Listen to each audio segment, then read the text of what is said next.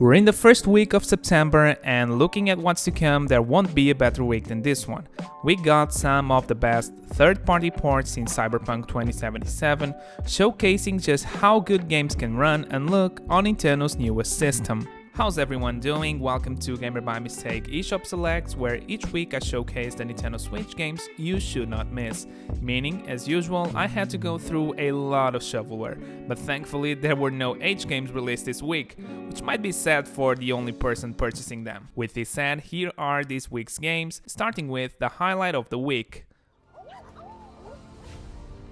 I had to start this week's list with the most anticipated release of the decade, Silksong.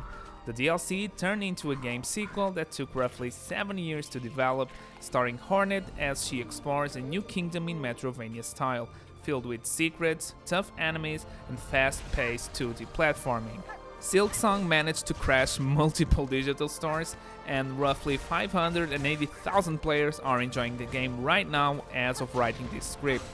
Personally, I didn't pick it up yet, since I'm waiting for a physical release in the future, meaning my purchase of the week went to another game. Try and guess which before reaching the end of the video.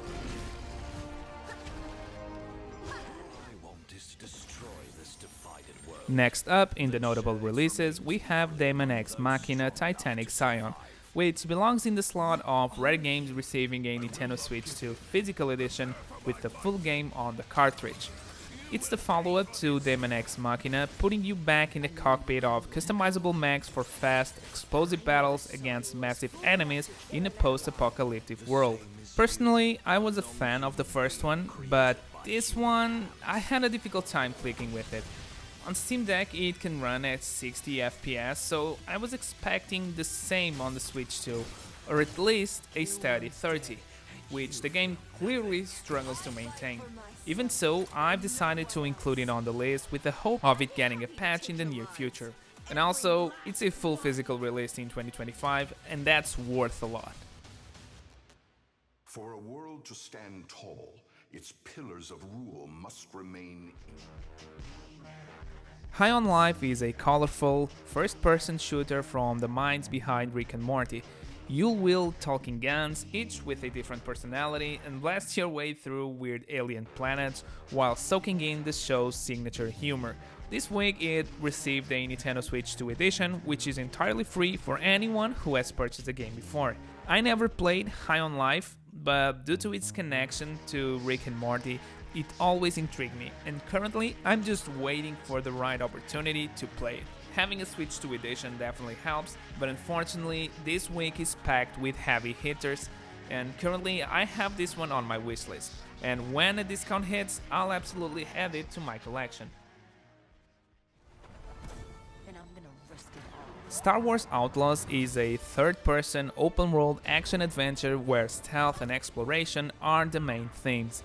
It's set between The Empire Strikes Back and Return of the Jedi, and you play as Kay Vess, a cunning outlaw aiming to pull off a heist bigger than she can handle. Visually, this game is the most impressive third-party title I've seen apart from Cyberpunk 2077.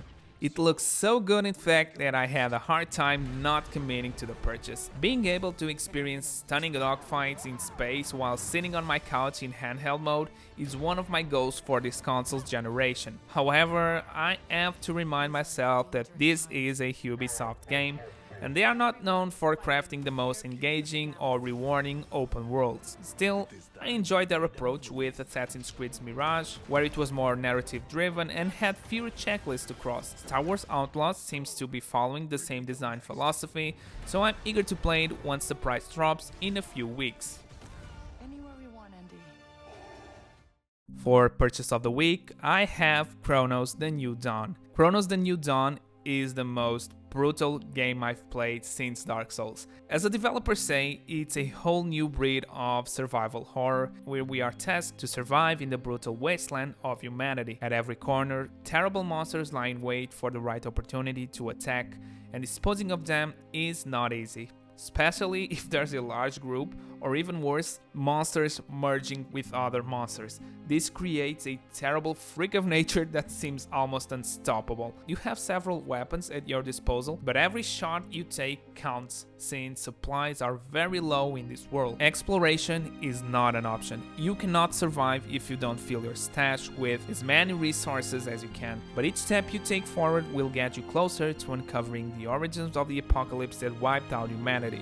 As mentioned, the game is hard even for this type of genre. If you're like me and you're not used to this type of game, then it will take you some time to adjust to the slow pacing of your character. I'll be honest, right at the beginning, I kept dying multiple times against the same enemy and thought about quitting. But then I took some time to read through all the tutorials, got good, and eventually smashed through the obstacle that was blocking my way for 30 minutes, and it felt spectacular. I'm finally in the zone with Chronos the New Dawn, and although I still die a lot, I will reach the end of my journey because such is our calling.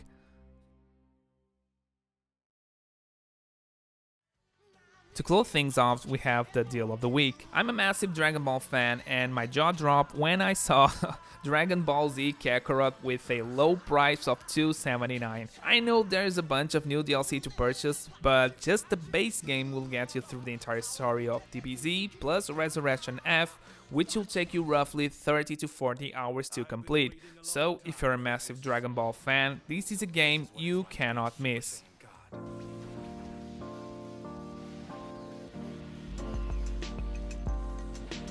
Thanks for tuning in. If you see any game worth mentioning in next week's list, let me know in the comments below. And if you found this helpful in any way, consider leaving a like and even subscribing. And as usual, if everything goes well, I'll be seeing you again next time with brand new content.